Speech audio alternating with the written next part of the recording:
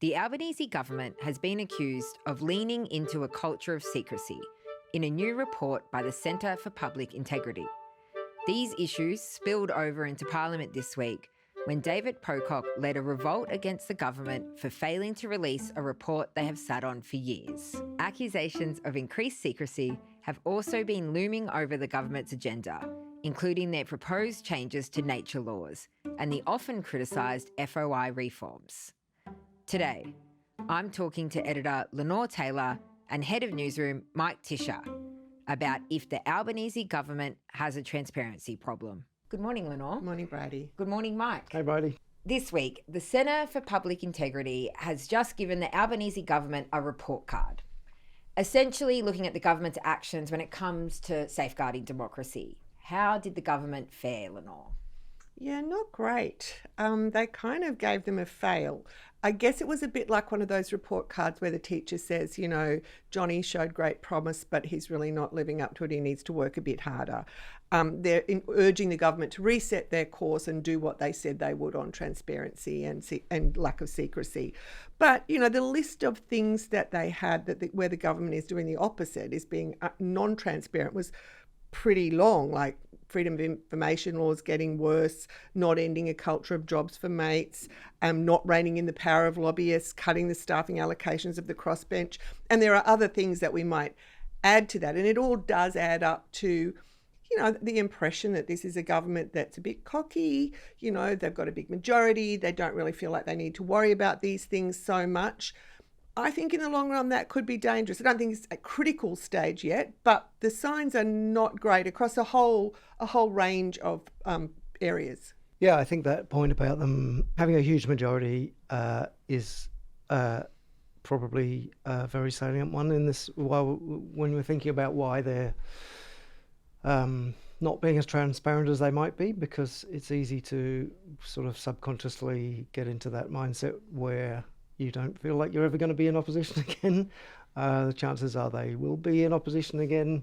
But I do think that's probably playing into their sort of unwillingness to be pushed into taking a more principled, that's a good word, position on transparency, as they certainly suggested they would be, perhaps not before the last election so much as before the 2022 election, when the calls for the establishment of the federal independent anti-corruption commission were loudest and played a big role in the election of the Teals as well as Labor's victory. I think that's right, Mike, that, if you set the bar low in government, it's going to be low when you're in opposition. And it might seem like that's far off now, but it'll happen one day. And I guess the government probably thinks, look, these are things that don't really fire the public imagination, like no one's marching in the street demanding better FOI laws. But I think under the Morrison government, it was clear that these kinds of, a drip feed of these kinds of issues can add up to a kind of a vibe, a feeling that a government is too secretive. Now, appointing yourself to secret ministries is a whole nother level that we're not at.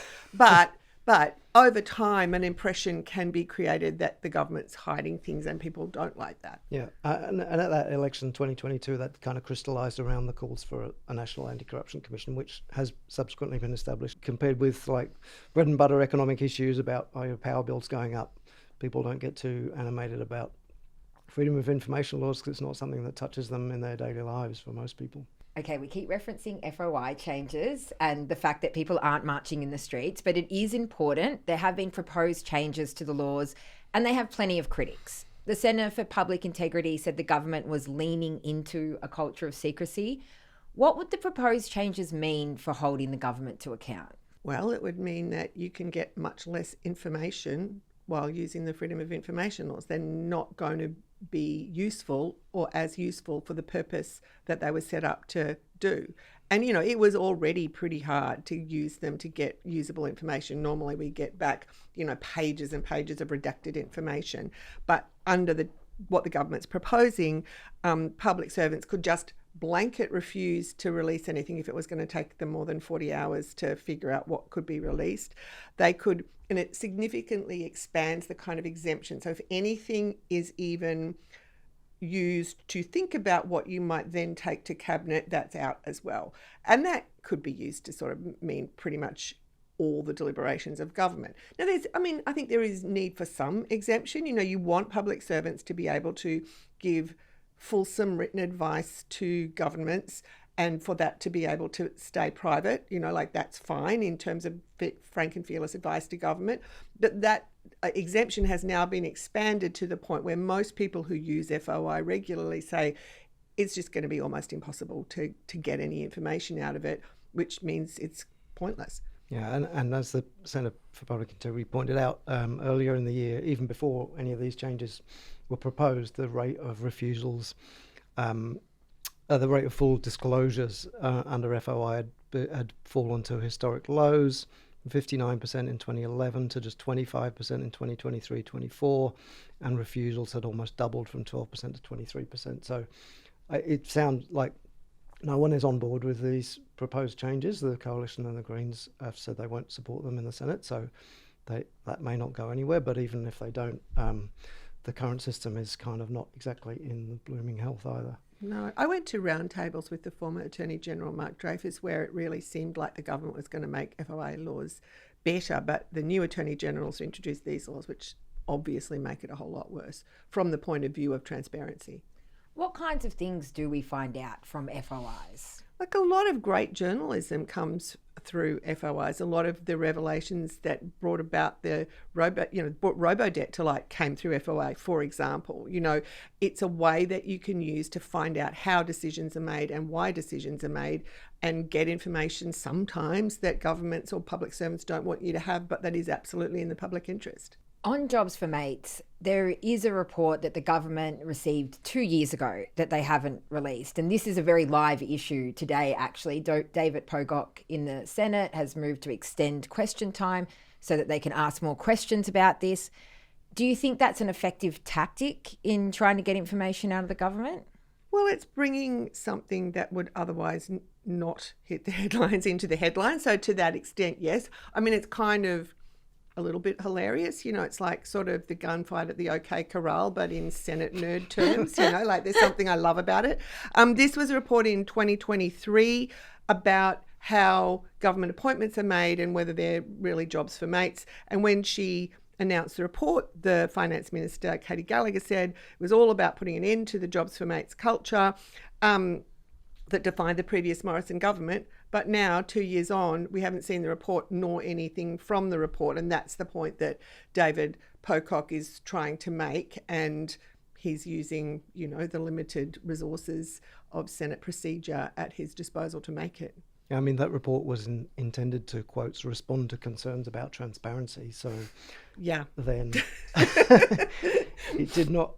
Well, maybe it does do that, but we don't know because it hasn't been released in 2 years after it was supposed to be. So yes, a particularly untransparent methodology. But I think it's worth pointing out also that David Pocock and some of the crossbenchers, Helen Haynes in particular, but others as well, have been particularly active in this area and are trying to do their best within their limited powers to keep raising these issues. And that is one good thing that came out of that election, I think, regardless of what you think of any of their other policies, that they have done what they said they would do and tried to pursue transparency as a consistent goal in their parliamentary careers. But just to show how people's views change from government to opposition, the opposition is now supporting David Pocock to extend Senate question time until they get this report, which was into the things they did wrong in government. Anyway, that's probably when you're in opposition, detail. You always think you're about to get back into government, and when you're in government, you always think never you're ever going to happen. in government forever. And everyone behaving accordingly. Yeah.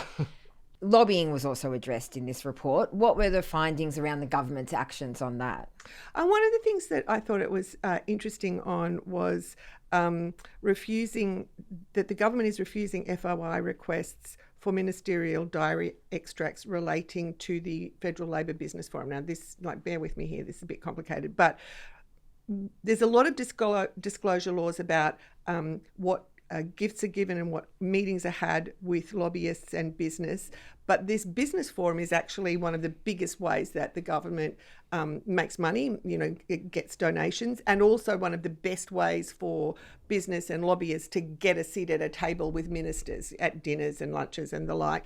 And because it's organised by the Labor Party rather than the government, it sort of sneaks around some of the disclosure laws that exist, including the laws about whether ministers have to reveal in their diary who they've met with. And Ron Mason at the AFR has done a lot of reporting on this.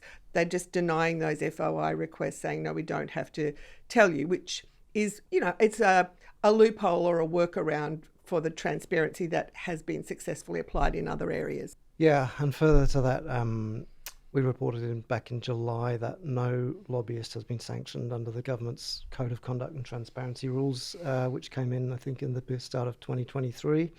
So, the current rules don't see, there have been breaches, but there's been no action taken against any lobbyist who's breached the rules. So, it's what are the rules even for? It seems very weak. There's so many of them too. Honestly, the number of orange passes walking around Parliament are just incredible.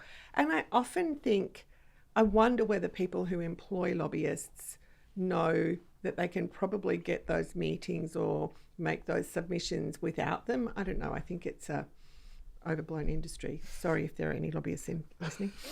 We won't get into consulting firms next. No, let's leave it. Now, this was outside of the report, but it's still very relevant to this chat around transparency. The proposed nature laws have been making headlines this week. What are the potential consequences for wildlife and for government transparency from this proposed legislation? I mean, there are kind of two issues. One is the way that the content of these laws has been sort of drip fed out over the course of the last week, which makes it incredibly difficult to try to assess it as a whole and whether it is good or bad for nature or, what actually it means. Now, there might be tactical reasons for that because the minister is trying to leave some sort of constructive ambiguity in places so that he can either do a deal with the coalition or do a deal with the Greens to get it through the Senate and not sort of lock himself in. But that's been tricky. But the other point is that the laws give a whole lot more power to the minister to make decisions on the approvals of projects, whether it goes ahead and under what condition. And I think that is particularly problematic. And Ed Husicker, who's now a backbencher, reportedly said to the caucus meeting discussing this, these laws are still going to be there when we are eventually in opposition. You might think that, Murray Watt, the Environment Minister, will exercise these powers responsibly. But what about when a coalition minister is in charge? How will they exercise these laws? We need to think about this. We would never have voted for this in opposition, so why are we doing it in government? Which I think is a pretty valid question. We need Mike in there reminding them all that they're not going to be in government forever. The government has also done a deal with Nauru to send more than 300 non-citizens there, but there is so much that we do not know about this deal. Why is that? Well, I don't know if I can say why, except that the government doesn't want people to be talking about Nauru in general. I think, it's a lot of money. It took ages to find out how much money it was. It turned out to be $2.5 billion over 30 years, so it's $408 million up front and then $70 million a year for the life of the agreement. But that figure had to be kind of forced out of the government eventually in Senate estimates. That obviously is something that is of interest to the Australian taxpayer and should be public. It's just not something they want to be talking about. They want it out of sight, out of mind. Yeah. And obviously Nauru has helped in that respect by coming to the party, as it has over many years, including by restricting access to Nauru for the media, which costs like $8,000 to even apply for a visa to go to Nauru. So which you don't get back if you don't get the visa, which you don't. Very rarely have independent media been on Nauru to report on conditions there. So it's not in the Nauruan government's interest to have much out there about this. And it's not in the Australian government doesn't see it in their interests either. But the bottom line is we don't know what the money is going to be spent on. I mean, the Nauruan government's getting $20 million up front to facilitate the settlement. And then I think the remainder of that $400 million goes into some sort of trust fund with Australian and Nauruan representatives on it somehow. But we don't know what it's for. We don't know what services it will give to the people who we're sending there indefinitely. they're allowed to live freely in the community, okay, fine, but under what conditions? Like, we just don't know. That is a list of fairly concerning government actions that we've just stepped through, but they haven't been all bad on transparency, have they? No, I mean, I think to be fair, we have to acknowledge that the government, the Prime Minister, ministers do make themselves available for interviews and full press conferences with lots of questions, which Prime Ministers in the past haven't always. They did set up the NAC, the Corruption Commission, and it is working. There's been some criticism about aspects of how it's operating, but it is in place and it is doing sort of 30-something investigations into allegations of, of misdeeds or corruption. So I think on both those fronts, they need to get a bit of a tick. I think two things. One, from the public's perception, when they were people were campaigning for a federal anti-corruption commission, people probably imagined it to be more like the New South Wales Independent Commission Against Corruption, where they have lots of public hearings and people even up to the role of Premier can be brought before it and kind of have past actions trawled over. It's not like that. Well, it can be in exceptional circumstances. It can be, but is not, yes, only in very rare circumstances, which we haven't seen yet. And then there was a lot of criticism about it over its initial refusal to investigate the Robodebt scandal, which then, in a tortuous series of events, it is now investigating, although we haven't seen the outcome of that. So, yes, I think people haven't seen the results from that yet, but as Lenore said, it is underway, it is investigating, and we can at least say, reserve judgment on what that means for transparency. And what dangers do we have lurking in the future if the government does keep going along the track with each of these policies all taken together? I think, like I said before, the Albanese used to accuse Scott Morrison of leading a cult of secrecy. Now, I don't think we can accuse Anthony Albanese of that at this point. And these things are not, barbecue stopper conversations, but they are things that can build up over time to create an impression that a government is hiding things. And, there's a principle at stake. Transparency is good public policy. It's good for the democracy. It's good for the public debate. And Labor used to believe in that. And now it's time for what we can't get out of our heads this week. Mike, what was that for you? Well, I'm afraid mine is not a cheerful story in any way, but we've been reading reports this week out of Sudan about an absolutely horrific situation unfolding there, where with the killing of unarmed civilians as the so-called rapid support forces take over a quite large city in Darfur. This is a conflict that has not attracted nearly as much attention as either Ukraine or the Israel-Gaza conflict in Australia or in other countries, but it is in many respects equally, if not more, horrific than those two. We can all ask ourselves why it hasn't attracted as much media attention, but I think from an Australian point of view, there is an issue here, which is that the United Arab Emirates have been credibly accused of funneling arms and money to the group that is prosecuting the current atrocities. And Australia, when Anthony Albanese on his recent trip stopped over in the UAE and announced we were upgrading our relations with them, elevating them to a strategic partnership.